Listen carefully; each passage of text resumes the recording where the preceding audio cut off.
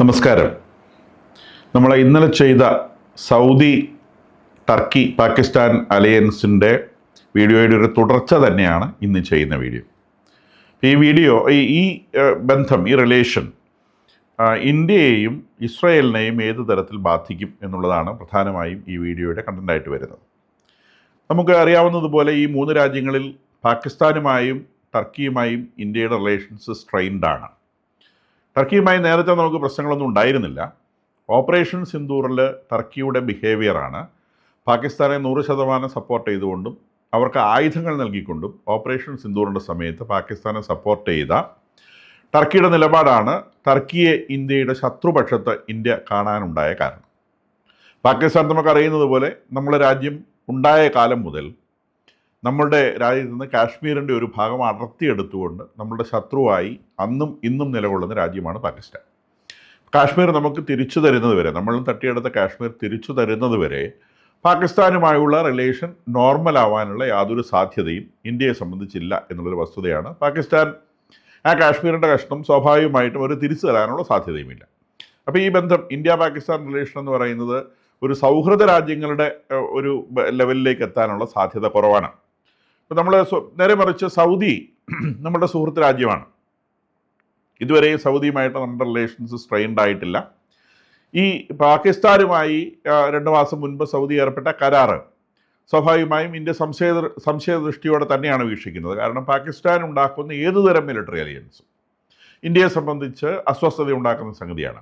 കാരണം ഇന്ത്യ എന്ന ഈ രാജ്യത്തെ അസ്ഥിരപ്പെടുത്താനുള്ള വഴികൾ എന്താണ് എന്ന് നിരന്തരമായി ആലോചിക്കുന്ന, സ്വന്തം രാജ്യത്തിൻ്റെ സ്ഥിരതയേക്കാൾ സുരക്ഷിതത്വത്തേക്കാൾ കൂടുതൽ ഇന്ത്യയിൽ അസ്ഥിരത ഉണ്ടാക്കണം, ഇന്ത്യ എന്ന രാജ്യത്തെ തകർക്കണം എന്ന ചിന്തയുമായി നടക്കുന്ന പാകിസ്ഥാൻ ഉണ്ടാക്കുന്ന ഏതൊരു ബന്ധവും ഇന്ത്യയെ സംബന്ധിച്ച് സംശയദൃഷ്ടിയോടെ മാത്രമേ വീക്ഷിക്കാനാവൂ. സ്വാഭാവികമായും പാകിസ്ഥാനുമായി സൗദി അറേബ്യ ഒരു ബന്ധം സ്ഥാപിക്കുമ്പോൾ ഇന്ത്യ അതിനെ നിശ്ചയമായും സംശയദൃഷ്ടിയോടെ മാത്രമേ വീക്ഷിക്കുകയുള്ളൂ. നമ്മൾ നേരത്തെ സൂചിപ്പിച്ചതുപോലെ ഓപ്പറേഷൻ സിന്ദൂറിൻ്റെ സമയത്ത് അത് ഇന്ത്യയിലെ ഒരു തീവ്രവാദി ആക്രമണം, വളരെ ആരും അപലപിക്കേണ്ടത്, ലോകം മുഴുവൻ അപലപിക്കേണ്ടുന്ന തരത്തിൽപ്പെട്ട ഒരു തീവ്രവാദി ആക്രമണം, തീർത്തും നിരായുധരായ മനുഷ്യരെ, ഡിഫൻസുമായൊന്നും യാതൊരു ബന്ധവുമില്ലാത്തവരെ, വിനോദയാത്ര പോയവരെ, മെയിൻ ലാൻഡിൽ നിന്ന് അല്ലെങ്കിൽ റോഡിൽ നിന്നും അങ്ങനത്തെ സൗകര്യങ്ങളിൽ നിന്നൊക്കെ 5-6 കിലോമീറ്റർ ഉള്ളിൽ, കാടിൻ്റെ ഉള്ളിലുള്ള ഒരു മൈതാനത്ത് വെച്ച് 30 മനുഷ്യരെ വധിച്ചു കളഞ്ഞ ഒരു വിഷയമാണ്. പാകിസ്ഥാനിൽ നിന്ന് വന്ന തീവ്രവാദികൾ വധിച്ചു കളഞ്ഞ ഒരു വിഷയമാണ്. ആ ഒരു വിഷയത്തിൽ ഇന്ത്യ റിയാക്ട് ചെയ്ത സമയത്ത് അതിനെ പിന്തുണയ്ക്കുവാൻ ടർക്കി അവിടെ നിന്ന് എത്തിയെന്ന് പറയുമ്പോൾ, ഒരു ഡ്രോണുകൾ കൊടുത്ത് സഹായിക്കുന്നു, പൊളിറ്റിക്കൽ സപ്പോർട്ട് കൊടുക്കുന്നു, മറ്റ് ആയുധങ്ങളുടെ പാർട്സ് കൊടുക്കുന്നു. ഇത്തരത്തിൽ സപ്പോർട്ട് ചെയ്യുന്ന സമയത്ത് തീവ്രവാദത്തെ പരസ്യമായി പിന്താങ്ങുന്ന ഒരു രാജ്യമായി കാണാൻ മാത്രമേ ടർക്കിയെ നമുക്ക് സാധിക്കുകയുള്ളൂ. ഈ ഇന്ത്യയും ഇസ്രായേലുമായി ഉള്ള ബന്ധം നേരത്തെ മുതലുള്ളതാണെന്ന് നമുക്കറിയാം. അത് 1981 പാകിസ്ഥാനിലെ ന്യൂക്ലിയർ റിയാക്ടർ തകർത്ത് കളയാനുള്ള ഇസ്രായേലിൻ്റെ ശ്രമത്തിലേക്ക് വരെ എത്തിയിട്ടുള്ള സംഗതിയാണ്. 1981 ഇറാഖിലെ ന്യൂക്ലിയർ റിയാക്ടർ ഇസ്രായേൽ തകർത്തിരുന്നു. അപ്പോൾ അതിനുശേഷം പാകിസ്ഥാൻ ഇസ്ലാമിക് ബോംബ് എന്ന് പറഞ്ഞ് ഉണ്ടാക്കിയ ന്യൂക്ലിയർ ബോംബ്, അത് അവരുടെ ആ ന്യൂക്ലിയർ ഫെസിലിറ്റികളെ തകർത്ത് കളയുവാൻ ഇന്ത്യയുടെ സഹായം ഇസ്രായേൽ ആവശ്യപ്പെട്ടിരുന്നതായി വാർത്തകൾ പുറത്തു വന്നിരുന്നു. ഇന്ദിരാഗാന്ധി ആയിരുന്നു പ്രൈം മിനിസ്റ്റർ. ഒരുപക്ഷെ പാകിസ്ഥാൻ നമ്മളുടെ ന്യൂക്ലിയർ സൈറ്റുകളെ തിരിച്ചാക്രമിച്ചേക്കും എന്നുള്ള ഭയം കൊണ്ടും, അതുപോലെ തന്നെ ഈ വാർത്തകൾ നേരത്തെ ചോർന്നതുകൊണ്ട് പാകിസ്ഥാൻ ഡിഫൻസ് കൂടുതൽ ശക്തമാക്കി എന്നുള്ള സംശയം കൊണ്ടും ഇന്ത്യ അതിനോട് സഹകരിക്കാതിരിക്കുകയാണ് ചെയ്തത്. ഇസ്രായേലിനെ സംബന്ധിച്ച് അവരുടെ വിമാനങ്ങൾക്ക് ഇവിടുന്ന് റീഫെയിൽ ചെയ്ത് പറന്നു പോകാനുള്ള അവസരമാണ് അവരാവശ്യപ്പെട്ടത്. അപ്പോൾ ഇന്ത്യ അത് പല കാരണങ്ങൾ കൊണ്ട്, നമ്മളതിനകത്ത് അന്ന് ഇന്ദിരാഗാന്ധി പാകിസ്ഥാൻ്റെ ഭാഗത്തു നിന്നും അത്തരത്തിലുള്ള എക്സ്പ്ലനേഷനിലേക്ക് ഒന്നും പോകേണ്ട ആവശ്യമില്ല. ഇത്തരം കാര്യങ്ങളെ സംബന്ധിച്ച് തീരുമാനമെടുക്കുന്ന സമയത്ത് വളരെ വൈഡ് കോൺസിക്വൻസ് ഉള്ള സംഗതിയാണ്. അപ്പം അത്തരം തീരുമാനങ്ങൾ അതുകൊണ്ട് തന്നെ അന്നത്തെ പൊളിറ്റിക്കൽ സിറ്റുവേഷൻ വെച്ചിട്ടാണ് എടുക്കുക. അന്നത്തെ പൊളിറ്റിക്കൽ സിറ്റുവേഷൻ ഒരു പക്ഷേ ഇന്ത്യക്ക് അത്തരം ഒരു കാര്യം ചെയ്യുവാനുള്ള സാഹചര്യം ഉണ്ടായിരുന്നില്ല എന്നതുകൊണ്ടായിരിക്കാം. എന്തായാലും ഇന്ത്യ അന്നത് സപ്പോർട്ട് ചെയ്തില്ല. അത് കഴിഞ്ഞ് വന്നിട്ടുള്ള എല്ലാ തരത്തിലുള്ള യുദ്ധങ്ങളിലും ഇസ്രായേലിൽ നിന്ന് നമുക്ക് സഹായം ഉണ്ടായിട്ടുണ്ട്. ഇനി ടർക്കിയെ സംബന്ധിച്ച്, ടർക്കി നമ്മളോട് കാണിച്ച ഈ നെറികേടിന്, ഈ അടുത്ത കാലത്ത് കാണിച്ച നെറികേടിന് നമ്മളതിന് സൈലൻ്റായി ഇരുന്നിട്ടൊന്നുമില്ല. നമ്മളതിനെ തിരിച്ച് ചെയ്തിട്ടുള്ളത്, അവരെ തിരിച്ച് എന്തെങ്കിലും ആക്രമിക്കുകയൊന്നുമല്ല ചെയ്തത്. അവരുടെ ശത്രുക്കളായിട്ടുള്ള ടർക്കിയുടെ ചുറ്റും അവർക്ക് ശത്രുക്കളാണ്. അതിൽ അവരോട് തൊട്ട് ചേർന്ന് കിടക്കുന്ന രാജ്യം ഗ്രീസ്, അത് കടൽ വഴിയും അവർക്ക് ബന്ധമുണ്ട്. കൂടാതെ കരയിലും ചെറിയൊരു അതിർത്തിയുണ്ട് ഗ്രീസുമായിട്ട് ടർക്കി നിരന്തരമായ വഴക്കിലാണ്. അപ്പോൾ അതിന് കാരണം ഈ ടർക്കിയുടെയും ഗ്രീസിൻ്റെയും ഇടയിൽ നിരവധി ദ്വീപുകളുണ്ട്, ഈ കടലിലെ ദ്വീപുകളുണ്ട്. ഈ ദ്വീപുകളുടെ നിയന്ത്രണത്തെ സംബന്ധിച്ച്, കൂടാതെ കടലിലുള്ള പെട്രോളിയം ഡെപ്പോസിറ്റിൻ്റെ അവകാശത്തെ സംബന്ധിച്ച് നിരവധിയായ കാര്യങ്ങളിൽ ഗ്രീസും ടർക്കിയും തമ്മിൽ വഴക്കിലാണ്. വേറൊന്ന്, സൈപ്രസ് എന്ന് പറയുന്ന ടർക്കിയുടെ തെക്ക് ഭാഗത്തുള്ളൊരു ദ്വീപുണ്ട്. ആ ദ്വീപ് രാജ്യത്തിൽ ടർക്കി ഇടപെട്ട് ആ രാജ്യം വിഭജിച്ചു വെച്ചിരിക്കുകയാണ്. അതിൻ്റെ വടക്കൻ സൈഡ് ടർക്കിയുടെ നിയന്ത്രണത്തിലുള്ള, കാരണം അവിടെ ഒരു എത്നിക് പ്രോബ്ലം ഉണ്ട്. ഈ സൈപ്രസിനകത്ത് താമസിക്കുന്ന മനുഷ്യർ പകുതി പേര് ഗ്രീസ് ഒറിജിനുള്ളവരും പകുതി പേര് ടർക്കിഷ് ഒറിജിനുള്ളവരുമാണ്. അവർ തമ്മിൽ ഒരു സിവിൽ വാർ പോലത്തെ ഒരു പ്രശ്നം ഉണ്ടായിരുന്നു. അപ്പോൾ ആ പ്രശ്നത്തിൽ ഇടപെട്ട് ടർക്കി ആ രാജ്യത്തെ ഡിവൈഡ് ചെയ്ത് അതിൻ്റെ വടക്ക് ഭാഗത്ത് ഒരു ലോകരാജ്യങ്ങളെ അക്സെപ്റ്റ് ചെയ്യാത്തൊരു ഗവൺമെൻറ്റിനെ സ്ഥാപിച്ചിട്ടുണ്ട്. നേരെ മറിച്ച് അതിന് തെക്ക് ഭാഗത്തുള്ള ഗ്രീസിനെ സപ്പോർട്ട് ചെയ്യുന്ന ഒരു രാജ്യമുണ്ട്. ആ രാജ്യമാണ് ഇൻ്റർനാഷണലി അക്രഡിറ്റഡ് ആയിട്ടുള്ള, അല്ലെങ്കിൽ UN ഒക്കെ അംഗീകരിക്കുന്ന രാജ്യം അതാണ്. അതിനെയാണ് സൈപ്രസ്, അവിടെയുള്ള ഗവൺമെൻറ്റാണ് സൈപ്രസ് ഗവൺമെൻറ് എന്ന് വിളിക്കുന്നത്. അപ്പോൾ ആ ഗവൺമെൻറ്റിനെ ഒപ്പോസ് ചെയ്യുന്ന ഫോഴ്സുകളെ, അതിനെ വീഴ്ത്താൻ ശ്രമിക്കുന്ന ഫോഴ്സുകളെ സപ്പോർട്ട് ചെയ്യുന്ന ടർക്കിയാണ്. അപ്പോൾ അവിടെ സൈപ്രസുമായിട്ട് വഴക്കാണ്, ഗ്രീസുമായിട്ടുള്ള വഴക്കാണ്. ഇനി അർമേനിയ, ടർക്കിയുടെ തെക്ക് ഭാഗത്ത് വരുന്ന, കിഴക്ക് ഭാഗത്ത് വരുന്ന കിഴക്കേ ബോർഡറിലാണ് അർമേനിയ ഉള്ളത്. അർമേനിയയുമായി ബദ്ധശത്രുക്കളാണ്. കാരണം Islamic Turkey and Christian Armenia തമ്മിലുള്ള വഴക്ക് 1915 അർമേനിയയിൽ 6 ലക്ഷം ആളുകളെയാണ് ടർക്കിയിലെ ഇസ്ലാമിസ്റ്റുകൾ വധിച്ചു കളഞ്ഞത്. അത് ലോകത്തിലെ ഏറ്റവും വലിയ എത്നിക് ക്ലെൻസിങ്ങുകളുടെ കൂട്ടത്തിൽപ്പെടുന്ന ഒരു സംഗതിയാണ്. 1 മില്യൺ വരെ ഉണ്ടെന്ന് പറയുന്നു. 10 ലക്ഷം വരെ ആളുകളെ കൊന്നു എന്നാണ് ഔദ്യോഗിക രേഖകൾ പറയുന്ന. 6000 6 ലക്ഷമാണ്, പക്ഷേ 10 ലക്ഷം വരെ ആളുകളെ കൊന്നു എന്നാണ് പറയുന്നത്. അപ്പോൾ അർമേനിയയിൽ ഒരു എത്നിക് ക്ലെൻസിങ് പോലെ ക്രിസ്ത്യാനികളെ വധിച്ചു കളഞ്ഞ രാജ്യം എന്ന നിലയിൽ അർമേനിയയും ടർക്കിയും തമ്മിൽ പ്രശ്നമുണ്ട്. കൂടാതെ അർമേനിയയുടെ തെക്ക് ഭാഗത്തെ അതിർത്തിയായ, അർമേനിയയുടെ പടിഞ്ഞാറ് ഭാഗത്തെ അതിർത്തിയായിട്ടാണ് ടർക്കി വരുന്നത്. തെക്ക് ഭാഗത്തെ അതിർത്തിയിൽ അസർബൈജാനുണ്ട്. അർമേനിയയും അസർബൈജാനും ഒക്കെ സോവിയറ്റ് യൂണിയൻ്റെ കീഴിലുള്ള രാജ്യങ്ങളായിരുന്നു. 91 സോവിയറ്റ് യൂണിയൻ ഡിസോൾവ് ചെയ്ത സമയത്താണ് ഈ രാജ്യങ്ങൾക്ക് ഫ്രീ ആയത്. അന്ന് മുതൽ അർമേനിയയും അസർബൈജാനും തമ്മിൽ അതിർത്തിയെ സംബന്ധിച്ച് തർക്കങ്ങളുണ്ട്, യുദ്ധങ്ങളുണ്ട്. ഈ തർക്കങ്ങളിലും യുദ്ധങ്ങളിലുമൊക്കെ മുസ്ലിം അസർബൈജാൻ അതിനെ സപ്പോർട്ട് ചെയ്യുന്നത് ടർക്കിയാണ്. അപ്പം അർമേനിയയുമായിട്ട് പ്രശ്നമുണ്ട്. അർമേനിയയുമായിട്ടും സൈപ്രസുമായിട്ടും ഗ്രീസുമായിട്ടും പ്രശ്നമുള്ള ടർക്കിയെ നമ്മൾ നേരിട്ടത് ഈ പറഞ്ഞ രാജ്യങ്ങൾക്കൊക്കെ ആയുധങ്ങൾ നൽകിക്കൊണ്ടാണ്. ഈ ഒരു ഇതിന് ശേഷം നമ്മൾ ഈ രാജ്യങ്ങൾക്കൊക്കെ അവർ ചോദിച്ച പല തരത്തിലുള്ള ആയുധങ്ങൾ നമ്മൾ ഈ രാജ്യങ്ങൾക്ക് സപ്ലൈ ചെയ്യുകയുണ്ടായി.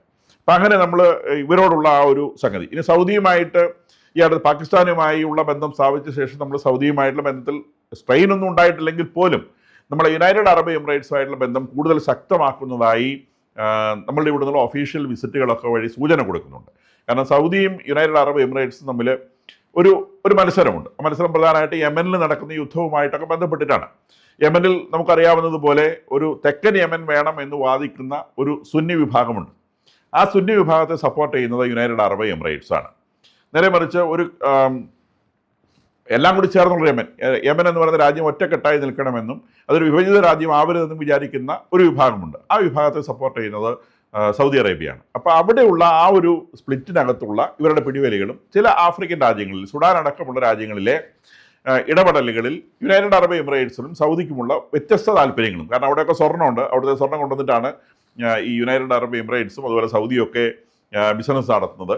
അപ്പം അവിടെയുള്ളവരുടെ താല്പര്യങ്ങളും ഒക്കെ വെച്ച് UAEയും സൗദിയും തമ്മിൽ വഴക്കുണ്ട്. അപ്പോൾ ഈ വഴക്കിനെ നമ്മളതിനകത്ത് ഇടപെട്ടിട്ടില്ല എങ്കിൽ പോലും നമ്മൾ കൂടുതൽ ബന്ധം യുണൈറ്റഡ് അറബ് എമിറേറ്റ്സുമായിട്ടാണ് എന്ന് കാണിക്കത്തക്ക രീതിയിലുള്ള വ്യത്യാസങ്ങളും ഇന്ത്യയുടെ ഭാഗത്ത് നിന്ന് ഈ അടുത്ത കാലത്ത് ഉണ്ടായിട്ടുണ്ട് എന്നുള്ളത് നേരാണ്. ഇനി ഇത് ഇസ്രായേലിനെ സംബന്ധിച്ച് പാകിസ്ഥാൻ പണ്ടേ ശത്രുവാണ്. കാരണം ഈ പാലസ്തീൻ വിഷയവുമായി ബന്ധപ്പെട്ട് പാകിസ്ഥാൻ നിരന്തരമായിട്ട് പൊളിറ്റിക്കലായിട്ട് ഇസ്രായേലിനെ ചീത്ത വിളിക്കുന്ന രാജ്യമാണ്. അവർക്ക് ബൗണ്ടറി ഒന്നുമില്ല. നേരെ മറിച്ച് ടർക്കി കുറച്ചുകൂടെ അടുത്തുള്ള രാജ്യമാണ്. ഹമാസിനെ ഓപ്പണായി സപ്പോർട്ട് ചെയ്യുന്ന ഒരു രാജ്യമാണ് ടർക്കി. സ്വാഭാവികമായിട്ടും ഇസ്രായേലുമായിട്ടുള്ള ബന്ധം ഏത് തരത്തിലാണെന്ന് നമുക്ക് പറയാവുന്നതേ ഉള്ളൂ. പലതവണ ഇസ്രായേൽ ടർക്കിയെ ആക്രമിക്കും എന്ന് ഭീഷണി മുഴക്കിയിട്ടുണ്ട്. കാരണം അവിടെ ഹമാസിൻ്റെ പലരെയും ഇവർ ഒളിപ്പിച്ചിട്ടുണ്ട്. അപ്പോൾ അങ്ങനെയുള്ള ആളുകളെ ഒളിപ്പിച്ചു കഴിഞ്ഞാൽ ഞങ്ങൾ ടർക്കിയെ ആക്രമിക്കും എന്ന ഭീഷണി പലതവണ ഇസ്രായേൽ മുഴക്കിയിട്ടുണ്ട്. അപ്പോൾ അത്രയും സ്ട്രെയിൻ റിലേഷനാണ് ഈ ടർക്കിയും ഇസ്രായേലും തമ്മിലുള്ളത്. കൂടാതെ സിറിയയിലെ വിഷയങ്ങളിൽ ടർക്കിയുടെയും ഇസ്രായേലിൻ്റെയും ഇൻട്രസ്റ്റുകൾ ഡിഫറൻ്റ് ആണ്. അസാദ് ഗവൺമെൻറ്റിനെ രണ്ടു കൂട്ടരും എതിർത്തിരുന്നതാണ്. ഇസ്രായേലും എതിർത്തിരുന്നതാണ്, ടർക്കിയും എതിർത്തിരുന്നതാണ്. അസാദ് അവിടുന്ന് ഓടിപ്പോയി നമുക്കറിയാം. ഇപ്പം അൽഷാറയുടെ ഗവൺമെൻറ്റാണ്. അൽഷാറയുടെ ഗവൺമെൻറ് ടർക്കിയുമായി നല്ല ബന്ധം പുലർത്തുന്ന ഗവൺമെൻറ്റാണ്. പക്ഷേ അതിൻ്റെ ഈ സിറിയയുടെ ആകാശം നിയന്ത്രിക്കുന്നത് അല്ലെങ്കിൽ ആകാശം വലിയ ആക്സസ് ഇസ്രായേലിനുണ്ട്. അപ്പം ഇസ്രായേൽ ഒരു മിലിറ്ററി പവറായി സിറിയയുടെ മുകളിൽ എപ്പോഴും ഒരു ഭീഷണിയായി നിൽക്കുന്നുണ്ട്. അപ്പോൾ സിറിയയെ ഇസ്രായേൽ എതിരെ നിർത്തി ഇസ്രായേലിൽ നിന്നും പരിപൂർണമായും വിടിയിപ്പിച്ചെടുക്കണം എന്നൊരു താല്പര്യം ടർക്കിക്കുണ്ട്. അപ്പോൾ അവിടെ സിറിയയിലും ഇസ്രായേലിൻ്റെയും ടർക്കിയുടെയും താല്പര്യങ്ങൾ വ്യത്യസ്തമാണ്. അപ്പോൾ അതുകൊണ്ട് തന്നെ ടർക്കിയും ഇസ്രായേലും തമ്മിൽ പരമ്പരാഗത ശത്രുക്കൾ എന്ന് പറയാവുന്ന തരത്തിലുള്ള ശത്രുക്കളാണ് എന്ന് നമുക്കറിയാം. അപ്പോൾ ഇന്ത്യയുടെയും ഇസ്രായേലിൻ്റെയും താല്പര്യങ്ങൾ ഏകദേശം ഒരുപോലെ വരുന്നു എന്നുള്ളതാണ്. കാരണം ഇതിനകത്ത് കോമൺ ആയിട്ടുള്ള ശത്രു സൗദി അറേബ്യയുമായിട്ട് നേരിട്ട് ഇസ്രായേൽ വഴക്കിനില്ല. സൗദി അറേബ്യയെ സംബന്ധിച്ച് പാലസ്റ്റീൻ ഫ്രീ ഒരു രാഷ്ട്രമാക്കണം എന്ന അഭിപ്രായം സൗദി അറേബ്യയ്ക്കുണ്ട്. അത് സൗദി അറേബ്യയ്ക്ക് മാത്രമല്ല, ലോകത്തിലെ ഒരുപാട് രാജ്യങ്ങൾക്ക് അങ്ങനത്തെ അഭിപ്രായമുണ്ട്. ഇന്ത്യയും ആ അഭിപ്രായം പറയുന്ന രാജ്യമാണ്. അപ്പം അങ്ങനെ ഒരു അഭിപ്രായം പറയുന്നു എന്നതുകൊണ്ട്, അല്ലെങ്കിൽ പാലസ്റ്റീൻ എന്നുള്ളൊരു രാഷ്ട്രത്തെ അംഗീകരിക്കണം എന്ന് ഇസ്രായേലിനോട് പറയുന്നത് കൊണ്ട് ഇസ്രായേൽ ആരോട് ശത്രുത പുലർത്താറില്ല. അത് ഓരോ രാജ്യങ്ങളുടെയും ഡെമോക്രസിയെ പറ്റിയുള്ള ചിന്തയാണ്. അത് അവരെ വഴക്കില്ല. കൂടാതെ സൗദിയുടെ മെക്കയിലെ പള്ളി അടക്കമുള്ള സംഗതികൾ അതിനെ പ്രൊട്ടക്റ്റ് ചെയ്യുന്നത്, ഷിയാക്കളുടെ മിസൈൽ വീഴാതെ പ്രൊട്ടക്റ്റ് ചെയ്യുന്നത് ഇസ്രായേലിൻ്റെ ആൻറ്റി മിസൈൽ സിസ്റ്റങ്ങളാണെന്നുള്ളത് എല്ലാവർക്കും അറിവുള്ള കാര്യമാണ്. ഇപ്പോൾ സൗദി അറേബ്യയും ഇസ്രായേലും തമ്മിൽ പലതരത്തിലുള്ള ടെക്നോളജിക്കൽ മേഖലയിൽ ബന്ധമുണ്ട്. അപ്പം നമ്മളുമായിട്ടും സൗദി അറേബ്യയുമായിട്ടുള്ള ബന്ധം വളരെ ഓപ്പൺ ആയിരിക്കുന്നത് പോലെ ഇസ്രായേലും സൗദി അറേബ്യയും തമ്മിലുള്ള ബന്ധം അത്ര ഓപ്പൺ അല്ല. അത്രയും ഓപ്പണായൊരു ബന്ധം ഇസ്രായേലുമായി സ്ഥാപിക്കുന്നത് മുസ്ലിം രാജ്യങ്ങൾക്ക് ഇഷ്ടപ്പെടാത്തത് കൊണ്ട് ഒരു ഹിഡൻ റിലേഷൻഷിപ്പാണ് സൗദി അറേബ്യ ഇസ്രായേലുമായി കീപ്പ് ചെയ്യുന്നത്. അപ്പോൾ അതുകൊണ്ട് തന്നെ ഇസ്രായേലിൻ്റെ ശത്രുപക്ഷത്ത് സൗദി വരുന്നില്ല. അപ്പോൾ അതായത് നമ്മൾ ഇന്ത്യയുടെ ഭാഗത്ത് നിന്നും ഇസ്രായേലിൻ്റെ ഭാഗത്തു നിന്നും നോക്കുമ്പോൾ ഈ മൂന്ന് രാജ്യങ്ങളോടുമുള്ള നമ്മളുടെ നിലപാടുകൾ ഏകദേശം ഒന്ന് തന്നെയാണ്. സൗദി രണ്ടു കൂട്ടർക്കും ശത്രുവല്ലാത്ത രാജ്യമാണ്. സുഹൃത്ത് രാജ്യം എന്ന് വേണമെങ്കിൽ ഇസ്രായേലിനെ വിളിക്കാൻ നമുക്ക് നിശ്ചയമായും സുഹൃത്ത് രാജ്യമാണ്. പാകിസ്ഥാൻ രണ്ടു കൂട്ടർക്കും ശത്രു രാജ്യമാണ്. ടർക്കി ഇസ്രായേലിന് പണ്ട് മുതലേ ശത്രുവാണ്. ഇന്ത്യയെ സംബന്ധിച്ച് അടുത്ത കാലത്ത് ഇന്ത്യയുടെ ശത്രുവായി മാറി. കാരണം പാകിസ്ഥാൻ യുദ്ധത്തിൽ സഹായിച്ചു എന്നതുകൊണ്ട് അത് പാകിസ്ഥാൻ്റെ കൂട്ടത്തിൽ തന്നെ ലിസ്റ്റ് ചെയ്യപ്പെടുന്ന രാജ്യമാണ്. അപ്പോൾ ആ നിലയിലാണ് ഇപ്പോൾ ഈ ബന്ധങ്ങളുള്ളത്. അപ്പോൾ ഇന്ത്യയും ഇസ്രായേലും തമ്മിൽ ഇതുപോലെ ഒരു ബന്ധത്തിലേക്ക് നീങ്ങുമോ എന്നുള്ളതാണ് പുതിയ ചോദ്യം. ഇപ്പോൾ നമ്മൾ പല തരത്തിലുള്ള വീഡിയോകളൊക്കെ കണ്ടിട്ടുണ്ടാകും. ഇന്ത്യയും ഇസ്രായേലും നമ്മൾ ഈ സൗദി അറേബ്യയും ടർക്കിയും പാകിസ്ഥാനും തമ്മിലുണ്ടാക്കിയ ബന്ധം പോലത്തെ ഒരു ബന്ധം ഉണ്ടാക്കുന്നു. അത്ര ഒരു ബന്ധം നമുക്ക് ഇസ്രായേലായിട്ട് ഉണ്ടാക്കാൻ പറ്റുമെന്ന് ഞാൻ വിചാരിക്കുന്നില്ല. കാരണം നാറ്റോ റിലേഷൻഷിപ്പും ഈ പറയുന്ന ഇപ്പോൾ സൗദി ഉണ്ടാക്കിയ ഈ പാക്റ്റും ഒക്കെ ഒരു രാജ്യത്തെ ആക്രമിച്ചാൽ അത് മറ്റ് മൂന്ന് രാജ്യങ്ങളുടെയും നേരെയുള്ള ആക്രമണമായി കരുതണമെന്നാണ് സൗദിയുടെ ഈ കോയലിഷൻ പറയുന്നത്. നാറ്റോയെ സംബന്ധിച്ച് അവരുടെ മെമ്പർ രാജ്യങ്ങൾ എത്രയുണ്ടോ ആ മെമ്പർ രാജ്യങ്ങൾ ഏതെങ്കിലും ഒന്നിനെ, കാനഡ ആയിക്കൊള്ളട്ടെ, അല്ലെങ്കിൽ യൂറോപ്പിലെ ഏതെങ്കിലും രാജ്യം ആയിക്കൊള്ളട്ടെ, US ആയിക്കൊള്ളട്ടെ, ഏതെങ്കിലും ഒരു രാജ്യത്തെ വേറെ ഏതെങ്കിലും ഒരു രാജ്യം, പുറമേയുള്ള രാജ്യം ആക്രമിച്ചാൽ, അവർ പരസ്പരം ആക്രമിക്കില്ല, പുറമേ ഉള്ള ഏതെങ്കിലും രാജ്യം ആക്രമിച്ചാൽ നിശ്ചയമായിട്ടും അത് എല്ലാ രാജ്യങ്ങളുടെ നേരെയുമുള്ള ആക്രമണമായി പരിഗണിച്ചുകൊണ്ട് ശത്രുവിന് നേരെ അവർ ഒന്നിച്ചു നിൽക്കും എന്നുള്ളത് വാസ്തവത്തിൽ റഷ്യക്കെതിരെ ഉണ്ടാക്കിയതാണ് ഈ സംഗതി. റഷ്യക്കെതിരെയാണ് നാറ്റോ ഉണ്ടാക്കിയിട്ടുള്ളത്. അപ്പോൾ ഈ പറയുന്ന സുന്നി അലയൻസ്, ഈ സൗദി അറേബ്യയുടെ സുന്നി അലയൻസ് ആർക്കെതിരെയാണെന്ന് ഇപ്പോഴും ബോധ്യപ്പെട്ടിട്ടില്ല. എന്തായാലും റഷ്യ ആ ഭാഗത്ത് നീങ്ങിയ സ്ഥിതിക്ക് നാറ്റോയിൽ വിള്ളൽ വീഴുന്നൊക്കെ നമുക്ക് കാണാം. അത് നമുക്കിപ്പോൾ ഇവിടെ ഡിസ്കസ് ചെയ്യാൻ പറ്റില്ല, സമയം കൂടുതൽ, അത് വേറെ ഒരു വീഡിയോ ആയിട്ട് നമുക്ക് ചെയ്യാവുന്നതാണ്. അപ്പം എന്തായാലും ശരി, നാറ്റോ അലയൻസിനകത്ത് അത് യൂറോപ്യൻസാണ്. കാനഡയിലായിക്കൊള്ളട്ടെ, US ഒക്കെ ഉള്ളത് യൂറോപ്പിൽ നിന്ന് കുടിയേറിയ ആളുകൾ തന്നെയാണ്. എന്ന് പറഞ്ഞാൽ അവരെല്ലാവരും ഒരേ എത്നിക് ഗ്രൂപ്പുകളിൽ പെടുന്ന ആളുകളാണ്. യൂറോപ്യൻസ് ആണ് ഈ പറയുന്ന സ്ഥലങ്ങൾ. അവർ യൂറോപ്യൻസ് എന്ന നിലയ്ക്ക് അവർ റിലേറ്റഡ് ആണ്. ഇനി സൗദി അറേബ്യയും പാകിസ്ഥാനും ടർക്കിയും അവർ സുന്നി മുസ്ലിംസാണ്. സുന്നി മുസ്ലിംസ് എന്ന നിലയിൽ അവർ ബന്ധപ്പെട്ടവരാണ്. ഷിയാക്കൾ ഓൾറെഡി ബന്ധപ്പെട്ട് കിടക്കുന്നതാണ്. ഇറാനെ ആക്രമിക്കുന്ന സമയത്ത് ഇവിടെ ഹൂത്തികളും അവിടെ ഹസ്ബുള്ളയും എല്ലാം കൂടെ ചേർന്ന് ആക്രമിക്കുന്ന നമുക്ക് കാണാം. അത് ഷിയാക്കൾ ഓൾറെഡി കോalition ഫോം ചെയ്തിട്ടുണ്ട്. ഷിയാക്കൾക്ക് ഒരു രാജ്യമേ ലോകത്തുള്ളൂ, അത് ഇറാനാണ്. ബാക്കിയുള്ളതൊക്കെ ഇതുപോലത്തെ ഓരോ രാജ്യങ്ങളിൽ കിടക്കുന്ന ഗ്രൂപ്പുകളാണ്. ആ ഗ്രൂപ്പുകളൊക്കെ ഇറാനെ ഇപ്പം ഓൾറെഡി സഹായിച്ചുകൊണ്ടിരിക്കുന്നുണ്ട്, ഇസ്രായേലിനെ ആക്രമിച്ചുകൊണ്ട്. അപ്പോൾ അവരുടെ കോalition ഓൾറെഡി നിലവിലുണ്ട്. ഇതൊരു സുന്നി കോalitionാണ്. അപ്പോൾ സുന്നി കോalitionൽ അവർക്കൊരു കോമൺ ബ്ലഡ് ഉണ്ട്. അത് ഇസ്ലാമിക് ബ്ലഡാണ്, സുന്നി ഇസ്ലാമിക് ബ്ലഡാണ്. ഇസ്രായേലും ഇന്ത്യയും തമ്മിൽ അങ്ങനത്തെ കോമൺ ബ്ലഡ് ഒന്നുമില്ല. നമ്മൾക്ക് കോമൺ കോസസ് മാത്രമേ ഉള്ളൂ. അതുകൊണ്ട് നമുക്ക് പരസ്പരം സഹായിക്കാനേ ആവൂ. അല്ലാതെ ഒരു രാജ്യത്തിന് നേരെ യുദ്ധം ചെയ്താൽ അത് മറ്റേ രാജ്യത്തിന് രണ്ട് രാജ്യങ്ങൾക്ക് നേരെ ഉണ്ടായ ഒരു യുദ്ധമായി പരിഗണിച്ചുകൊണ്ട് യുദ്ധം ചെയ്യുന്ന രീതിയിലുള്ള ഒരു പാക്ട് നമുക്ക് ഉണ്ടാക്കേണ്ട ആവശ്യമില്ല, അങ്ങനെ ഉണ്ടാവുകയുമില്ല. നമുക്ക് ആവശ്യമുള്ളത് ഒരു മിലിറ്ററി അലയൻസ് ആണ്. അത് ഓൾറെഡി ഉണ്ട്. ഇന്ത്യ ഏർപ്പെട്ട എല്ലാ പ്രധാന യുദ്ധങ്ങളിലും ഇസ്രായേലിൻ്റെ സഹായം ഉണ്ടായിരുന്നു. 1962 ചൈനീസ് വാറിൽ ഇസ്രായേൽ സഹായിച്ചിട്ടുണ്ട്. 1971 ഇന്ത്യ പാകിസ്ഥാൻ വാറിൽ ഇസ്രായേൽ സഹായിച്ചിട്ടുണ്ട്. 1999 കാർഗിൽ വാറിൽ വളരെ ഓപ്പണായിട്ട് ഇസ്രായേൽ സഹായിച്ചിട്ടുണ്ട്. മറ്റു രണ്ട് വാറുകൾ, ആദ്യത്തെ രണ്ട് വാറുകളിലുള്ള സഹായം ഓപ്പൺ ആയിരുന്നില്ല. അതിന് കാരണം 1992 ഇസ്രായേലുമായി ഒരു ഫോർമൽ ഡിപ്ലോമാറ്റിക് ടൈ ഇന്ത്യ ഉണ്ടാക്കുന്നത്. അതിനു മുൻപ് പല കാരണങ്ങൾ കൊണ്ട് ഇസ്രായേലുമായിട്ട് ഇന്ത്യക്ക് ഒരു ഫോർമൽ ഡിപ്ലോമാറ്റിക് ടൈ ഉണ്ടായിരുന്നില്ല. പക്ഷേ ഇസ്രായേൽ എന്നും ഇന്ത്യയെ സുഹൃത്തായി പരിഗണിക്കാൻ ശ്രമിച്ചിരുന്നു, ആവശ്യപ്പെട്ടപ്പോഴൊക്കെ സഹായങ്ങൾ നൽകിയിരുന്നു എന്നുള്ളൊരു വസ്തുതയാണ്. അപ്പം ഈ അഗ്രിമെൻസുകൾ ഒന്നും ഇല്ലെങ്കിൽ പോലും വലിയ ബന്ധം, മിലിറ്ററി ബന്ധം ഇസ്രായേലും ഇന്ത്യയുമായി നിലനിൽക്കുന്നുണ്ട്. കാരണം ഒക്ടോബർ 7, 2023 ഇസ്രായേൽ ആക്രമിക്കപ്പെട്ട ശേഷം 2500-ലധികം ഷിപ്മെൻറ്റുകളാണ് ആയുധങ്ങളും ആയുധങ്ങളുടെ പാർട്ടുകളും ഡ്രോണുകളും ഒക്കെയായി ഇന്ത്യയിൽ നിന്ന് ഇസ്രായേലിലേക്ക് പോയത്.